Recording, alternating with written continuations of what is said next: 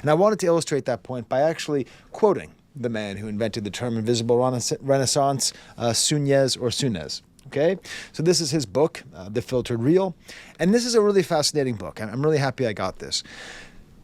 What he did was he collected all of his writings from the year 2018, and he basically just, it's like a little view into what it was like towards the end of that decade from somebody who had really been paying close attention, listening to all the underground rap music, and who saw this renaissance, this rebirth of a lot of things that made hip-hop great that was somewhat invisible and is now, fortunately, much more visible.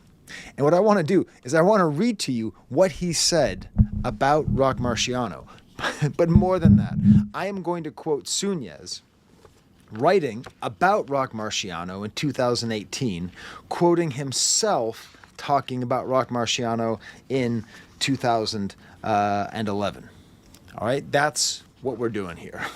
How consistent is Roc Marciano? He's so consistent that you can read someone from an article from 6 years ago talking about an article from 7 years before that. And everything he says about Roc Marciano, all the way back at the beginning of the decade, is going to be true now.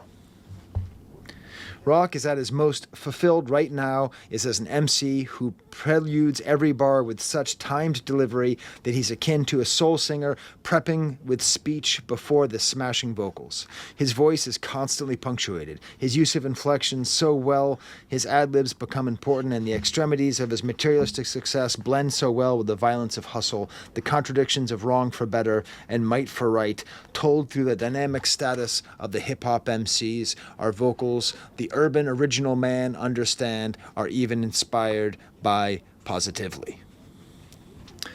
So, like, that's fun, right?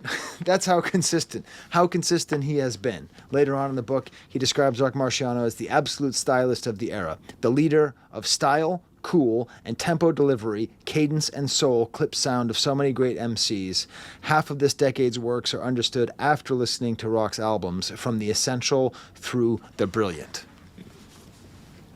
So that's who we're talking about here. We're talking about that guy, about Roc Marciano. So, like, when I'm telling you I'm going to be describing the art of Roc Marciano, I'm doing it because this is just as good as anything else. This is an artist who does all those things that Sunez described, perhaps more poetically and more authentically than I can. But let's go through it. Let's go through an example like the song. I'm going to go through the whole album. It's pretty short.